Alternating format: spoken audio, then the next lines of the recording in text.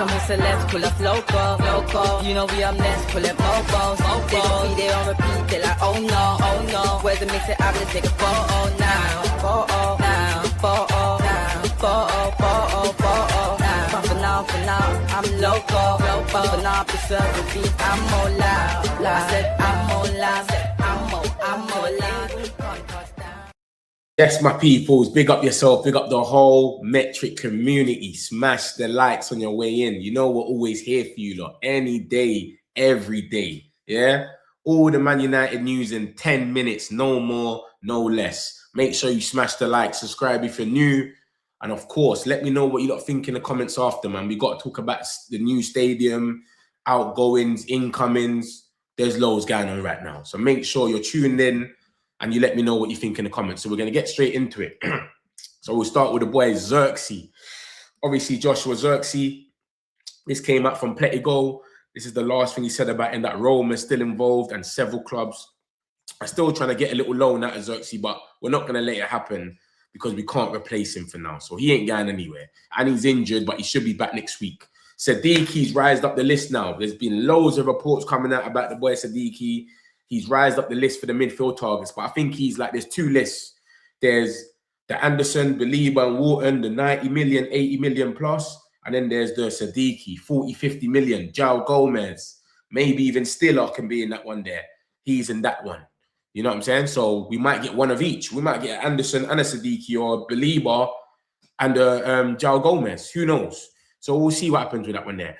There's talks about Van der Ven, but when you actually look at the actual article, so I've gone on the actual article, Man United is just one club in there, and we're probably, when it comes to like Europe and everything right now, we're probably the wackest club in there. You got Real Madrid that's looking at Van der Ven, Liverpool, he's a Liverpool fan.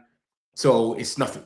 Listen, he's put it out there like as if it's just us. It's not just us. There's other clubs involved. Yeah. I don't really rate Indicators, so I'm not going to speak about this for too long. Mateta apparently were interested. I think it's rubbish. I'm out of it. Fabrizio speaks about Kobe Mainoo, and he just says, listen, Carrick's known Kobe Mainoo since he was 13, 14. He loves him, etc. But the club was already trying to extend it.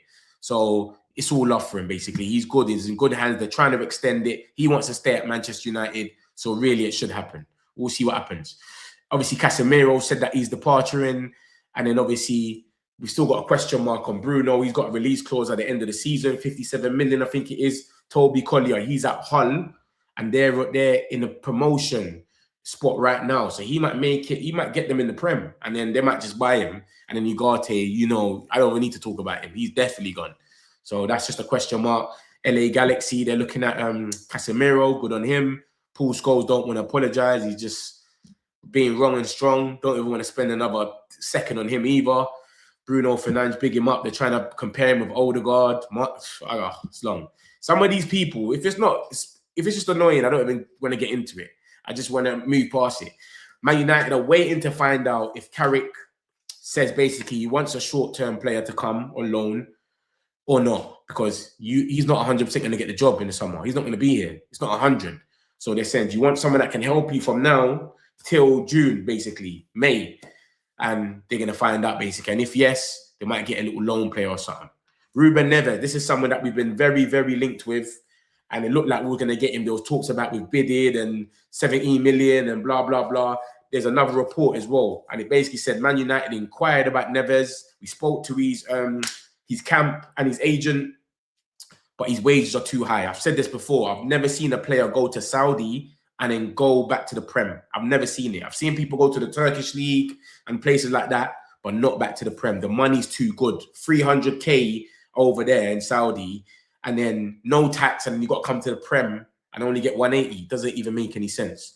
So Al Hilal don't want to sell him. They're trying to make him sign a new contract, but his contract runs out in June, this June coming. So he can sign a pre-contract agreement if he wanted to with us, but he's 29. We're not going to want him. So we're basically rejected the opportunity to sign him because of his wages. So we said, yeah, we don't want you. It's all right. So that's the situation with that. Would you be happy with this trio? Of course we would. Everyone would. You know what I'm saying? I don't think anyone would, but I don't think this is very reliable. We'll see. This is basically the press conference is broken down quick for you, so we don't go through 100 quotes. And it just says, He speaks about Dalot and the yellow card. Was it a red? He just says, you don't know. He likes Dalot's performance. He's bigging him up, as you will big up anyone as a manager. He says Sesko's in a good place. He's training well. Mainly represents the club's future. That's what we're about. Young players. Casemiro's departure was decided before he even came to the club. And he just says delay has had a minor delay. No one knows what's going on with him. It was meant to be a minor injury. It turned out he's been out for about a month and a half, coming 2 months. Same thing about Kobe there. Obviously, this is about Carrick is at the under-18s FA Cup against Derby. The last I was checking on this, Cheeto Obi scored and they were 2-0 up. So that's the young boys. JJ Gabriel's out there as well. Man United have launched an internal investigation about how their team got leaked before last week's game against Man City. He's the one that leaked it, Samuel Lockhurst. And now we're saying that they've launched an investigation. He leaked it. He didn't leak it. Obviously, he found it somewhere, but he put it out where everyone could even see. Against Man City, he put the team out. And then when the team came out, it was the exact same team, which is crazy. So he's just saying that we're doing a little investigation to find out how that came out. We've got this little striker here, Etta Ayong. Listen, we've been linked with him for ages. Ben Jacobs is definitely trying to get him a move for time. But as you can see, there's other clubs involved as well. He's playing for Levante in Spain, 21 years old, 22 years old, sorry. He scored 15 goals and assisted 5 goals. Yeah, he's doing all right. Look, he scored against, what's that? That's 2025. He scored against Real Madrid, but in his last 10 games, he's only scored 1 goal. So that's Etta Young. It's a striker that we're linked with. We'll see if more things come out. But Barca, Real Madrid, and Arsenal are also looking at him. And Bruno just speaks about some of the players, and he just said, yeah, Bruno, everyone knows he's quality, blah, blah, blah, nothing special. Cole Palmer stuff, he's part of the untouchables, so forget about him. It's not going to happen. Reece James, Caicedo, and Cole Palmer are the only 3 players they're saying is untouchable, and they've all got long contracts. Obviously, if they don't get into Champions League and we go there with a mad bid or something, of course, something could change, but I can't see anything happening right now. Yan Diamande, look at this now. This is a blow for us. I had to put this as Yan Diamande blow because obviously Leipzig are relaxed about and are demanding at least 100 million for Diamande this summer, provided his performance in the second half of the season do not stagnate. Basically, a lot of people think he's going to be 60 to 70 million pounds. That's about 52 million pounds. But they're saying they want 100 million euros. I'm going to show you some more about Diamande. I'm going to get back into it so you can see what exactly is going on. Let me just run through these quickly. We sacked Amrin, but we kept this one guy because he's a nutrition guy. So we've got no beef with him. Yeah, just carry on doing your medical science and your nutritions, and we're cool. This is the same Cole Palmer stuff. I can get rid of this one. I've got 2 of them. This is some of the stadium news, and then I'm going to show you the Yan Diamande stuff properly. Welsh United, obviously we're dealing with the new stadium. They're calling it the new Trafford, whatever you want to call it. The government has approved of it, and it's meant to bring in 7 billion a year to the economy, and it's 100,000 capacity stadium. Obviously, they call it the Wembley of the North. You know how we got Wembley in London, South, that's South East England. So in North England, we're going to have Old Trafford, which you can come and do all your little Beyonce concerts, etc., whatever you want to do.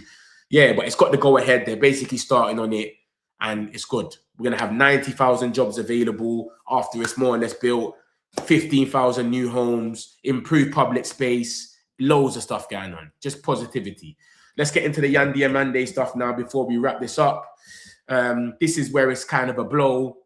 Obviously, Play to Go saying that everyone thinks we can get him for 60, 70, but they're saying they need him to overtake Josko Vardio's price of 90 million euros. So this is why I say it's a blow, because look at this. Sky Sports Leo, who is reliable, especially for them Mbumo stuff and that.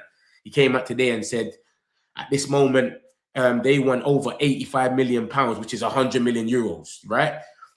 Man United and Tottenham. This is what everyone's been saying. Look, Man United and Tottenham. It's been coming out from everywhere. Even Fabrizio Romano, Man United, Tottenham, and maybe PSG. Man United and Tottenham. But look at this now. Liverpool. He's come out today and said Liverpool's involved. And this is why it's a blow, guys.